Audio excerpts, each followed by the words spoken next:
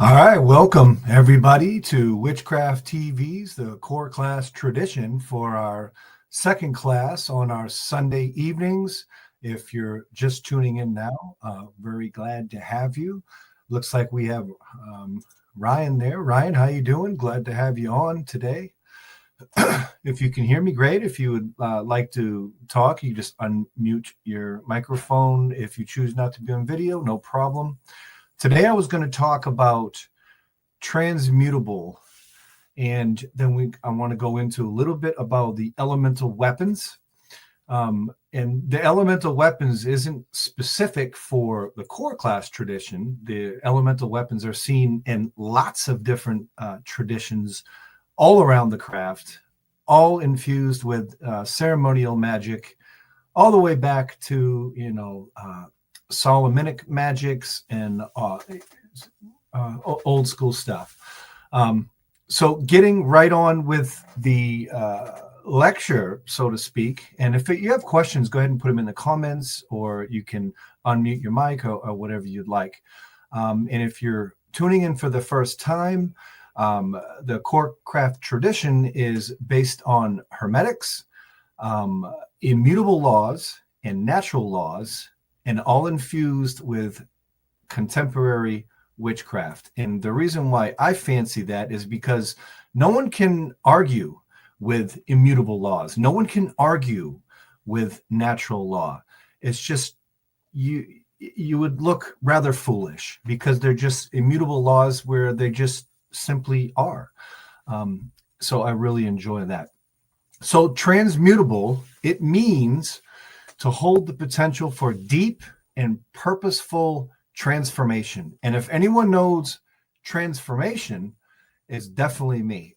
If you know my story, you know that I've gone through lots of different transformations, and those transformations are still occurring in modern times right now. Constantly trying to reach my highest ideals. And I always think it's a good thing for everyone in the craft or even outside the craft to reach your full potential, be the best version of you possible. And ultimately, that was bestowed upon me very, very long time ago by a priest of Wicca from a Neo-Alexandrian tradition of the craft called the Lothlorians, and his name is Reverend Paul Beryl. And he bestowed upon me something that Doreen Valiente had written that's inside of the Charge of the Goddess, where it talks about reaching your highest ideals. And ever since then, I've been trying to do just that. And so far, it's been working. No more recidivism and lots of old, unhealthy, toxic patterns. And there's always room for new growth. So transmutable means holding the potential for deep and purposeful transformation. And it's not just a change in appearance or a circumstance, but a shift in the very nature, of the thing at hand, an inner pattern, the inner essence of the pattern, and the energetic truth with it. In the core craft tradition, we understand that the world isn't static. It's fluid, evolving. It's always changing, ebbs and flows, just like the wheel of the year with that constant circle, the moon with its waxing and waning and waxing and waning. Everything is like that. From a thought or emotion to a physical object or event, it contains with it a seed of transmutation. That is the ability to consciously reshape through intention, alignment, natural law, and the guiding principles of Hermetics in the wisdom within the Hermetic structure. When something is transmutable, it's like clay inside your hands, inside the hands of someone that, is wise because they're acknowledging it, the clay, that it's not fixed, it's not finished. You can constantly mold the clay, but it's always trying to become more refined, more radiant, more in harmony, with its highest design, you being the creator. And rest assured, creation is the most potent magics out there. When you create something, it's the most potent magic that you can do. And that's why a lot of times, even when we cast a circle, for our isbits and our sabbats and things, what we're doing is reenacting creation itself. And the alchemists, the earlier, the ancient alchemists and things, they sought to turn lead into gold. And that's kind of a big deal when it comes to transmutation. We seek to turn all of the confusion in our lives into clarity, our divisions, if it's in the pagan community, if it's in the world, if it's at the workplace, we try to turn the divisions into unity and our fears into power. This is the art of transmutation. And the transmutable is that which answers. It's called transmutation. It's kind of like a universal concept, but the expressions, it varies, nicely across all kinds of different spiritual traditions. And I haven't really heard much of, rhetoric and talk about transmutation. You hear a lot of things about, transformation, but, transmutation, I guess it's just a fancy word for transformation. But all of these different, spiritual traditions, they each shape it through their own lens, through their own purpose, with their own energies and their own transformations. Hermeticism and alchemy, and Hermetic and, alchemy traditions, transmutation is both literally, and I think it's really symbolic. They try to do the lead into gold, but it was also a huge metaphor for refining the soul. And the transmutation can also refine your body, your mind and your soul. You heard the expression mind, body, and soul. That transmutation can happen with the whole of all of that. The mind, body, and soul. Transforming all of that into divine wisdom is about elevating the self through the stages of purification, integrating it into your life. And if you've ever heard of the philosopher's stone, it's a symbol of spiritual mastery. So yeah, lots of transmutation within the Hermeticism and the early alchemists. If you forge steel, if you're a forger and you're making anything like that, that's kind of a form of alchemy. And transmutation is something that you're very familiar with. Transmutation is found in Taoism. It's found in the Hindus and the Buddhists, where they Tantra, they teach practitioners to channel it consciously, to know while they're doing their rituals and mantras in their sacred union, because they're trying to awake their Kundalini, where more so that I understand it is, we're trying to reach our highest ideals. And I'm pretty sure that, when you raise your Kundalini, that's a big process of reaching your highest ideal, being your best self. And the Christian mystics, in mysticism, they also use transmutation, appearing through the soul, through their divine grace. I think a lot of the saints, they used to talk about the dark night of the soul, where they're suffering and surrendering, leading to their spiritual rebirth. If you've ever heard of the bread and wine becoming the body and blood, symbolizing union with the divine. The transmutation is found in Gnosticism, which is an inner alchemy, awakening the divine spark within by shedding the illusions of the material world. I was just talking to someone close to me earlier, about a month ago, where we were talking about, the present, living in the present, and that the past is an illusion and the future is an illusion. The only thing that is really here is right now. So the past and the future is kind of an illusion. So modern and within the infrastructure of the Correspondence tradition, transmutation is a conscious act of refinement, turning your shadow into strength. And I know a lot of folks talk about shadow work and things like that. And for the record, to me, shadow work is basically Carl Jung. It's a teaching from Carl Jung. But I will say that when it comes to like historical witchcraft or historical wisdoms and gurus and spiritual traditions and things, I think shadow work is something that always has been done. I just think that we just call it something different, like shadow work and things. So turning your shadow into strength, polarity into power, and chaos into clarity. It's not just about the change, it's about the elevation. A sacred art of becoming more aligned with the natural law and the divine patterns. And we all have patterns too. I definitely do. Each tradition, spiritual traditions, they have different maps, but they all point toward the same kind of thing. That within the raw material of our lives and things lies the potential for gold, and that's like a metaphor to the higher self, to reaching your highest ideals, your greater purpose.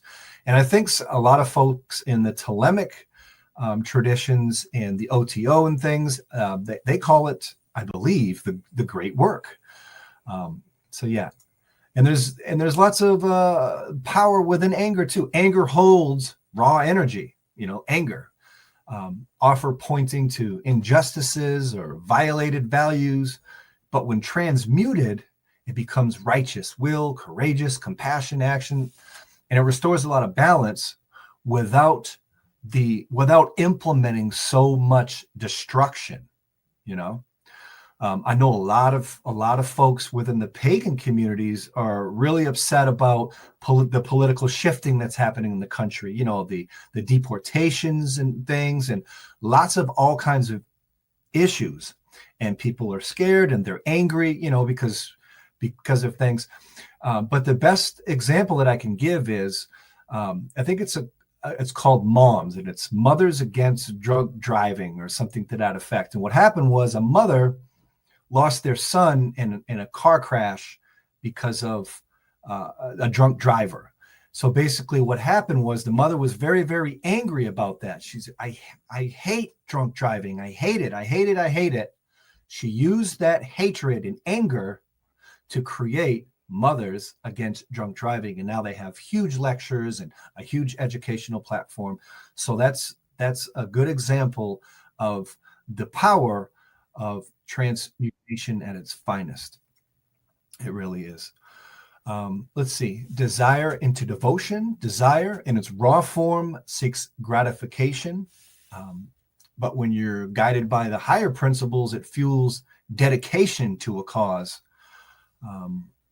or a craft or a calling. And that's the sacred fire redirected towards spiritual purpose. Suffering into strength. Painful experiences can either harden or awaken us. It changes us. If you went through like a traumatic event, and you're like suffering from, PTSD from such a great, life-changing, suffering, it can really change a person. So painful experiences can either harden or awaken us. Transmutation turns suffering into resilience. And I think it's really important to know yourself. And I often said that a lot in the last round of our core classes is knowing yourself is very, very important to know yourself and know your inner alchemy and how you function. Because if you know yourself better, you can easier control things that are outside of yourself in the world. And every tradition of magic, every tradition of the craft, in any magical school within hundreds of years, they've always said the same thing: to know yourself. So that's really, really good advice, to know yourself. The ego clings to identity and control. Through the alchemy of self-awareness and surrender of an ego, it can be transmuted into a better enlightened, presence. align with your higher self, reaching your highest ability, being the best version of you. And if you apply yourself to the best version of you in conjunction with the immutable laws, I think we'd all be in a much, much better place. And I know a lot of people are really angry about, the political divides, the red and the blue and all those things. I feel that the destruction of the anger is harmful for mankind. So I'm not really sure of the antidote for, the things, because everything does seem to have two opposing forces. And I'm not sure that's something that it can be changed. I think that's kind of an immutable situation. Let's see, everything moves, everything pulses, everything's in flux. Nothing rests, everything moves, everything vibrates. And that's coming right out of the Kabbalion, which is a great text and probably the number one go-to text for the core class to begin with. To transmute is to direct that movement with conscious intent, just as sound can shift from, harmony to altering frequencies, so can your thoughts and mood, or no matter what's raised, from a lower to a higher vibration. Exercises, I think, is probably important too. As within, so without, as above as below. Transmutation is not limited to the personal. It ripples through relationships, communities, and policies, power structures. Every active, inner refinement seeds change in the outer world. When you transmute pain into poetry, I mean, how beautiful is that? That's a good example of transmutation. Or if you transmute your pain into music or art, or like the Mothers Against Drunk Driving, they transmuted their pain and anger into something that helps a lot of people. You become a conduit, a divine conduit, manifesting your will through yourself, basically.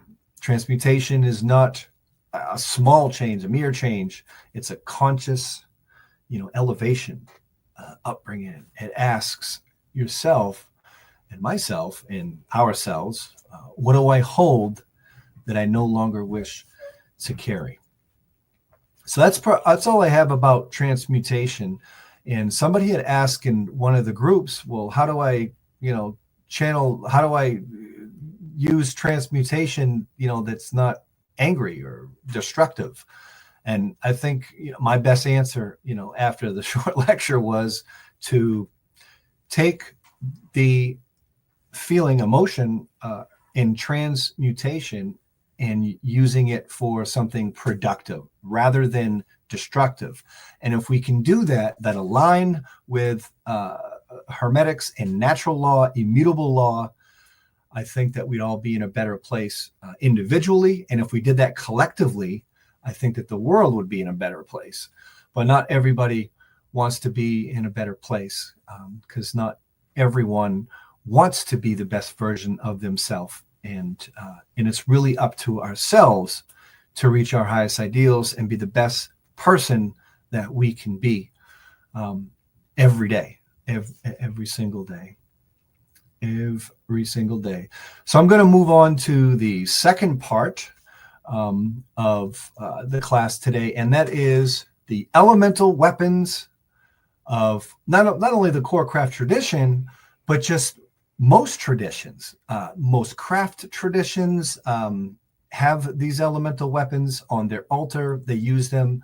And before I get into what they mean and what they do and things like that, it's important to say that each one of these elemental weapons are an extension of the mind. And that's really all they are, is a tool as an extension of the mind.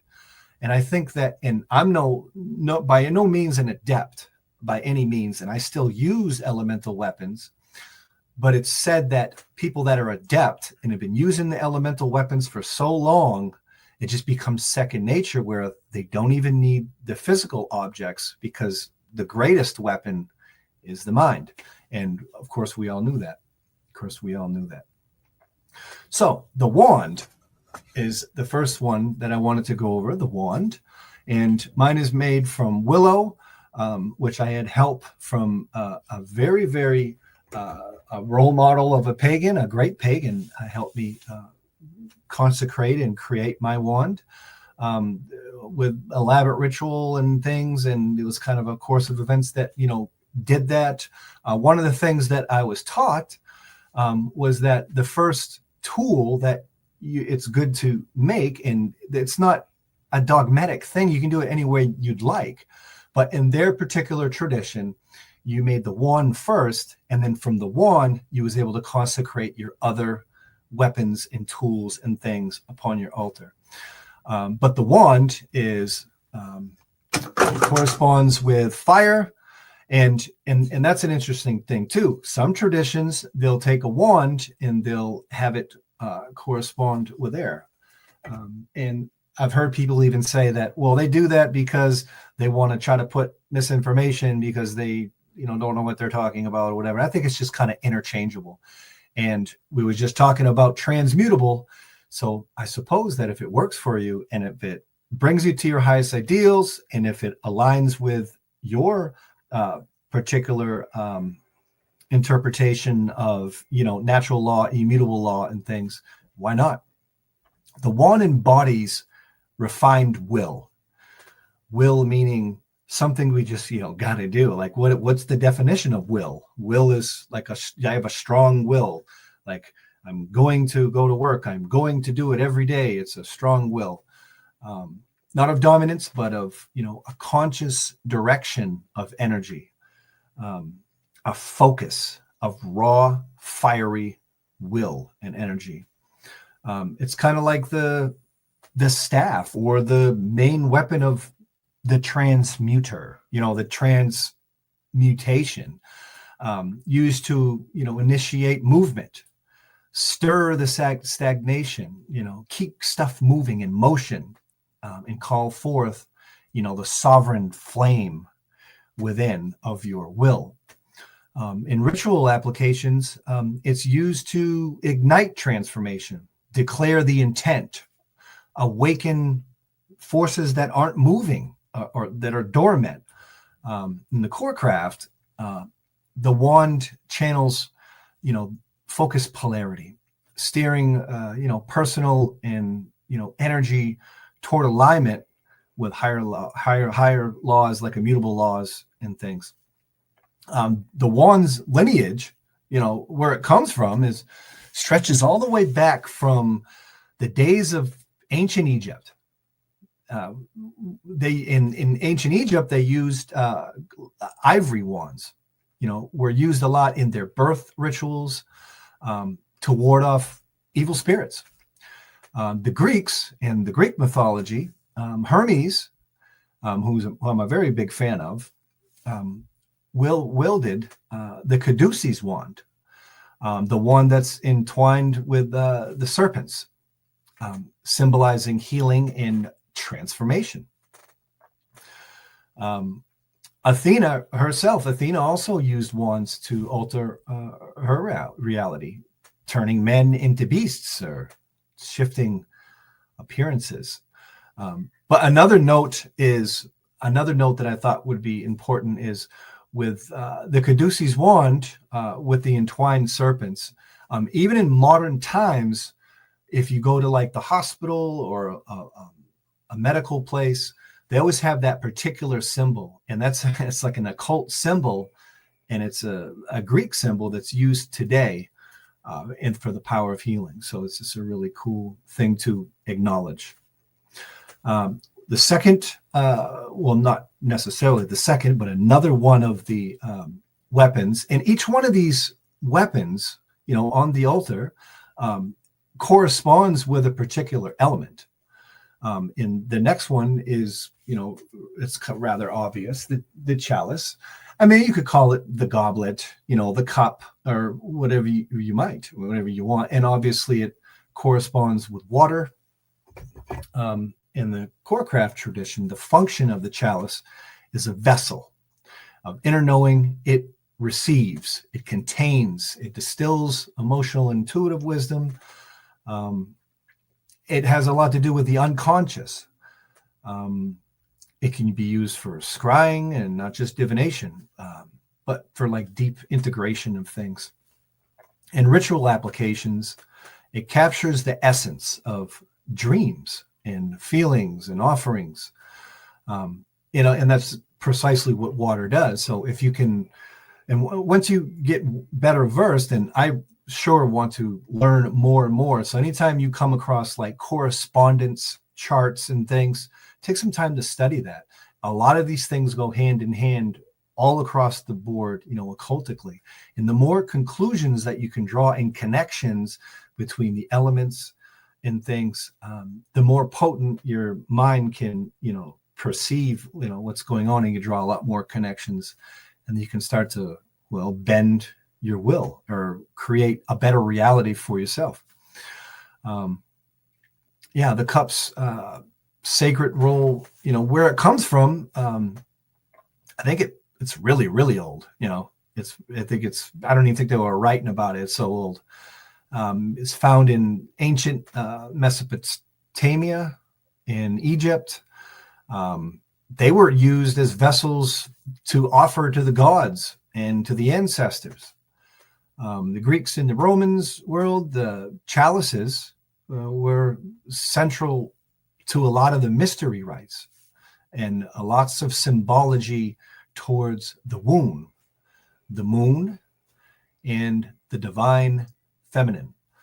And the Christians, the chalice became a vessel of transmutation, with the wine into blood and the mortal into divine. And in magical tradition, it represents the element of water itself, receptivity, intuition, and the soul's, capacity to hold mysteries. The next elemental weapon is corresponds with the element of air, and that happens to be an athame, which is a blade, and how big or small or how it's created, consecrated, is all depends on different tradition or the likes. Some use swords and things. I kind of fancy a sword. If you can forge your own steel, I think is probably the best thing, but not everybody has the capacity to do so. So I, bought mine, and, interesting, and they can be from anywhere. If it works for you, it works for you. And like I was saying earlier, they're just an extension of the mind. They're just a tool. I know that let's see, I think it's Gerald Gardner has his athame. It's over here in America now in Ohio. It's in Ohio at the Raymond Buckland Museum. And I'm pretty sure that his athame was a World War II like knife or something like that. And that's what he chose to use. So the athame is not a weapon of violence, and actually it's not used for cutting at all, not even a bit. It's more of the function of what they call a bolin. But nothing's ever cut with the athame except energy itself. It's used for clarity, severs and cuts illusions from the truth. Horned with lots of principle. In ritual application, it creates boundaries. If you ever seen a casted circle, the priest or priestess will actually use the athame to cut in between the worlds, in a place that is not a place, in a time that's not a time, to kind of get in that vortex that, just into that alternative state of consciousness. And it just uses, it helps the mind, fathom that what you're doing is, going somewhere that is not a place, that is, very, very special. Steel, daggers and things, sometimes they've been more than weapons. They were ritual tools. Mesopotamia, Egypt, Greece, and there's all kinds of myth that surround with all of those things. Yeah, and we all remember, the tale of like Arthur and, Merlin and all them things. You had Excalibur and all them things. Those are all stories, of a shadow casting blade. And that's kind of some of the mythology, that's still apparent in modern times. And ceremonial magic, the dagger or athame, is the tool of air. Not to wound others but to cut illusion, define your space, direct thought. It seems like in Wiccan and Hermetic traditions, it channels the intellect, and kind of has a power of like the discernment. But yeah, the athame, defending integrity against distortion. All right, so the next elemental weapon, on the Correspondence tradition utilizes, but also most traditions, and even ones that aren't anything to do with the craft, just ceremonial magicians. And another way to look at this is, if you have a deck of tarot cards, if you have the Rider-Waite deck of tarot cards, if you look at the magician card, you can see the magician, and he has these 4 elemental weapons on his table, on his altar, right in front of him. And that's a really cool card to look at. So the last elemental weapon is what we call the pentacle. And the pentacle comes in all kinds of different, assortments or flavors, depending on tradition or taste or whatever you like. Corresponds with the element of earth. It's a sigil of manifested law. It's not a static situation.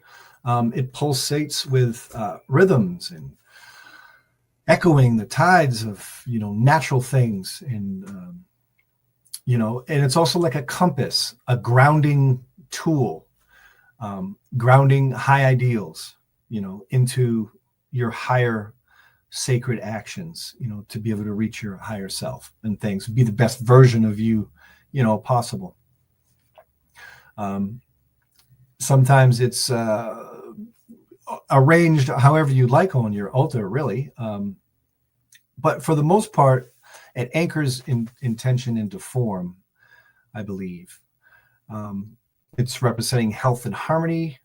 I know in the medieval grimoires, let's see, like the Key of Solomon, pentacles were talismans inscribed with divine names, planetary seals, and it's just transmutably, it's always changing too.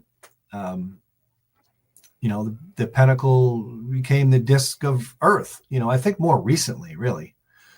I think it became the pentacle of earth more through Renaissance magic and, particularly with our Wiccan traditions, used to ground energy, protect the circle, manifest intention.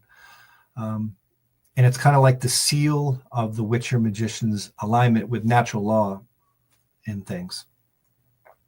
So each one of these elemental, weapons, instruments, tools, is an inner weapon. It's the will, that's acting, the heart that receives, the mind that sees, and the body that contains the law of becoming. In the early path of the magician, the altar is heavy with all kinds of instruments. Like I was saying earlier, you don't really have to have these things, but as a, somebody that's still learning in things, I still find comfort having these extensions of will. These elemental weapons may become less vital for me when I'm old and white-haired or gray. But for now, I'm going to continue to use them as an extension of the will, to remind me and to focus different things. But to draw the right correspondences with them when performing different things that may or may not help me personally to bend reality in conformity with my own will, I'm going to have them around for a while.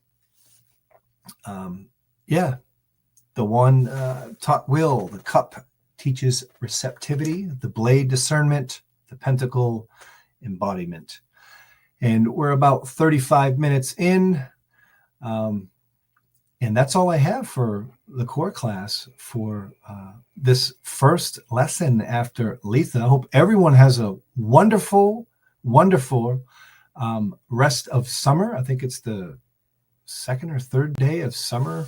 We had a wonderful solstice here in northern Idaho. And make sure you keep it right here on www.witchcrafttv.online for more of these core classes. And if you're wanting to embark, I'll be right here.